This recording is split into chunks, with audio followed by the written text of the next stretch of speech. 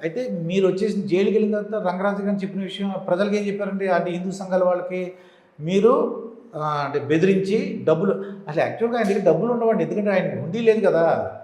విషయం ఏంటంటే ఆయన హుండీ లేదు, అక్కడ ఆయన డబ్బులు ఎలా వస్తాయి, ఎలా అది ఇంకోటి ఆలోచన నాకేంటంటే. అంటే స్వామి ఎవరైనా మాట మార్చొచ్చేమో. ఇప్పుడు మేము కూడా అనేక దేవాలయాలు తిరిగి అర్చక పురోహితులతో మాట్లాడాము. అక్కడ కూడా చెప్పింది ఏమిటంటే 44వ అధ్యాయం, క్షమించండి, భగవద్గీత 18వ అధ్యాయం 42వ శ్లోకం ప్రకారంగా మీరు బ్రాహ్మణులు అయితే క్షాత్రం కలిగిన 43వ శ్లోకంలో చెప్పబడిన వారిని గుర్తించాల్సిన బాధ్యత మీది. వీరి పోషణ ఈ వైశ్యులు శూద్రులు చూసుకోవాలి, ఇది గీతలో చెప్పబడి ఉంది, ఇది మీ పని అని చెప్పి వారికి చెప్పొచ్చాం. అనేక ఆలయాల్లో చెప్పొచ్చాం. ఆ వీడియోలన్నీ మా యూట్యూబ్ ఛానల్లో ఉన్నాయండి. ఈరోజు కొత్తగా ఈ ఆలయానికి వెళ్ళటం ఫస్ట్ టైం కాదండి. అన్ని ఆలయాలకి కూడా 20 మంది 30 మంది వెళ్ళాం. ఏమండి 2 రాష్ట్రాల్లో 27,800 గ్రామాలు ఉన్నాయి. ప్రతి ఆలయానికి మనం తిరగలేము. మనతో పాటు 20 మంది 30 మంది ట్రైన్ అయితే వీరు కూడా స్ప్రెడ్ అయ్యి అయ్యా ఈ పని మీదే. అన్ని మత ప్రార్థనా మందిరాల్లో మన మతాన్ని ధ్వంసం చేయటం ఎలాగో నేర్పుతున్నారు వారు.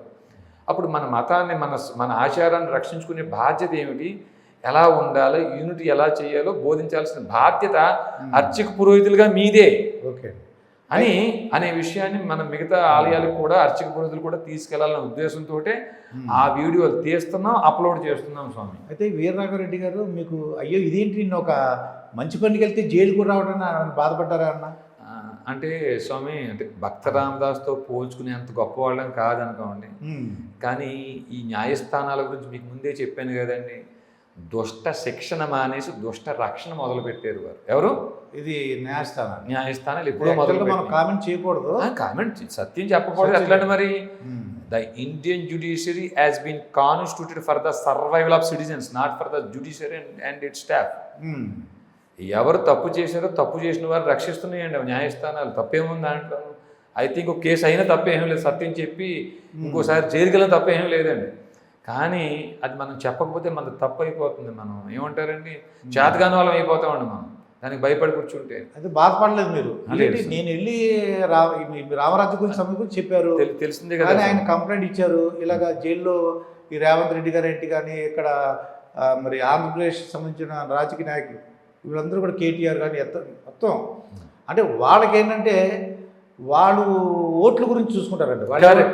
అవునా కదా? ఏంటంటే అరే ఇంత గొడవ జరిగినా నువ్వు వెళ్ళలేదు. ఇప్పుడు బీజేపీ వాళ్ళు వెళ్ళిపోయి కాంగ్రెస్ వాళ్ళు అంటారు, కాంగ్రెస్కి వెళ్ళిపోతే బీజేపీ వాళ్ళు అంటారు. ఇక్కడ చిత్రం ఏమిటంటే అది కొద్దిగా రాజకీయం. వరంగల్లో ఒక అర్చకుడిని చంపేశారండి. ఏమండి, ఒక అర్చకుడిని చంపేశారు. మరి ఈ కేటీఆర్ గారు కానీ ఈ ముఖ్యమంత్రులు వీళ్ళందరూ స్పందించారా? భయంస అల్లర్లు జరిగినాయండి. వీళ్ళందరూ ఏమన్నా కానవాయిలు వేసుకు అక్కడికి వెళ్ళారా? అప్పుడు మరి కేటీఆర్ గారు నాన్నగారే ముఖ్యమంత్రి గారు అండి. మరి అప్పుడు ఏం చేశారు వీరు? ఇవన్నిటిని అర్భకుడు అయి ఉంటాడు అక్కడ అర్చకుడు. అర్భకుడు అంటే పెద్ద ఊరు పేరు లేనోడు అనుకోండి. ఎందుకు వెళ్తారు? అది అంటే కొద్దిగా చిలుకూరు బాలాజీ కాబట్టి ఓకే పెద్ద.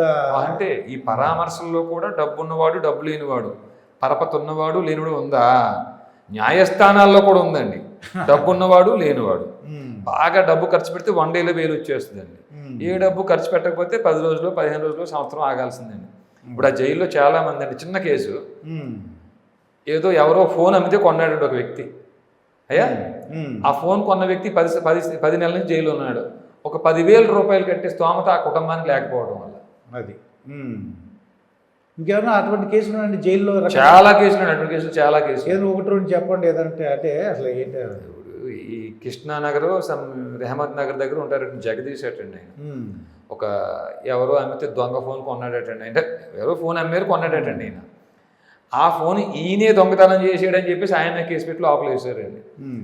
ఆయన జూనియర్ ఆర్టిస్ట్గా కూడా చేస్తారటండి. ఆయన జైలు లోపలికి వచ్చిన తర్వాత 2 నెలలకో 3 నెలలకో భార్య చనిపోయిందటండి. 2 పిల్లలు ఆ రెంట కట్టలేక ఇల్లు ఖాళీ చేసి ఎవరో పక్కింట్లో ఎవరో ఆశ్రమిస్తే ఉంటున్నారటండి. భార్య చనిపోతే వెళ్ళలేకపోయాడు. ఈ 2 పిల్లలు పెళ్ళిడు అంటే సుమారు 18-20 సంవత్సరాల లోపే పిల్లలు అటండి. 2 వాళ్ళు బస్ పాస్కి డబ్బులు లేకపోతే కూడా నడుచుకుంటూ వచ్చిన సందర్భాలు ఉన్నాయటండి అక్కడ దాకా. అందులో పాపకి ఆధార్ కార్డు లేదటండి మళ్ళీ. సో నడుచుకుంటూ వచ్చారటండి ఎక్కడి దాకా చెంచులు కూడా జైలు దాకా వచ్చేటట్టండి. ఆయన ములాఖాత్ అయ్యారు. తర్వాత ములాఖాత్ రాలేదు, నా పిల్లలు ఏమైపోయారు, నా పరిస్థితి ఏమిటి అని వారు బాధపడుతున్నారండి ఆయన. అట్లా అలా మహారాష్ట్ర సమ్ ఏరియా నుంచి ఒక ఆయన ఎవరో ప్రమోద్ అండి ఆయన కూడా సేమ్ ఇదే ఫోన్ కేసు అండి. ఎవరో ఫోన్ అమ్మారు, కొన్నారు. అరే పెద్ద పెద్ద నేరాలు చేసి రౌడీలు బయట స్వేచ్ఛగా తప్పించి తిరిగేస్తున్నారు. వేల కోట్లతో చేసిన వాళ్ళు బయట స్వేచ్ఛగా తిరిగేస్తున్నారు. 1000 రూపాయలు ఈ ఫోన్ వీళ్ళకి కొన్నారు, కానీ వీళ్ళకి ఎవరు అమ్మారు వాళ్ళ మీద కేసే లేదటండి. కొనుక్కున్న వాళ్ళ మీద దొరికారు కేసు. అంటే ఈజీ కదండి, ఈయన దొంగతనం చేసినట్టు ఈజీ అయిపోతుంది కదా, మళ్ళీ ఆయన పట్టుకోవడం కష్టం కదా. మిగతా రిమాండ్ ఖైదీలు మిమ్మల్ని అడిగారా ఏంటండి ఎందుకు వచ్చారని అడిగారా మిమ్మల్ని? అందరికీ చెప్పుకుంటా, అందరికీ తెలిసిన విషయం అడిగి చెప్పుకుంటాం అనుకోండి. ఒక అబ్బాయి సిద్ధు అని చెప్పి ఆయన సుమారు 21-22 సంవత్సరాల వయసు ఉంటాయండి. ఆయన ఉండేది ఇటు సైడ్ అనుకుంటాను సమేత మన ముషీరాబాద్ పోలీస్ స్టేషన్ పరిధిలో అటండి. అయితే 4 దొంగలు దొరికారటండి. ఈ 4 రిపీట్గా దొంగతనాలు చేస్తున్నారు, వీళ్ళని కట్టడి చేయాలంటే డెకాయిట్ పెట్టాలి. ఆ డెకాయిట్ పెట్టాలంటే 6 కావాలి. అంటే అబ్బాయి నాతో చెప్పిన మాట. దాంట్లో ఏం చేశారంటే, మేము ఎక్కడ దూరంగా దొంగతనం జరిగిన ప్రాంతానికి 1 కిలోమీటర్ దూరంలో మేము దూరంగా నేను నా స్నేహితులు సిగరెట్ కాల్చుకుంటున్నాం. ఆ సీసీ కెమెరా ఫుటేజ్ పెట్టేసి మేము కూడా వీళ్ళతో ఉన్నామని చెప్పేసి మమ్మల్ని కూడా దాంట్లో పెట్టారు. అది 6 మెంబర్స్ మినిమం కావాలి కదా. ఆ అబ్బాయి చెప్పిన మాట చెప్తున్నాను స్వామి. ఇప్పుడు నా కుటుంబానికి తెలుసు, నాకు తెలిసిన దొంగతనం చేయలేదంటే, నేను దొంగతనం చేసినట్టు ఎవరో నమ్మరు. నా కుటుంబం కలిగిన కుటుంబం. మా నాన్న ఆ రోజు అవసరమైతే 10 లక్షల రూపాయలు ఇవ్వగల స్థితిలో మా నాన్న ఉన్నాడు. ఇలా చెప్పుకొచ్చారు. అంటే ఇక్కడ పోలీసులు చేసింది ఇక్కడ మంచి, ఈ 4 ఇరికించడం కోసం ఇంకొక 2 అమాయకులు దాంట్లో తీసుకొచ్చి పెట్టారు.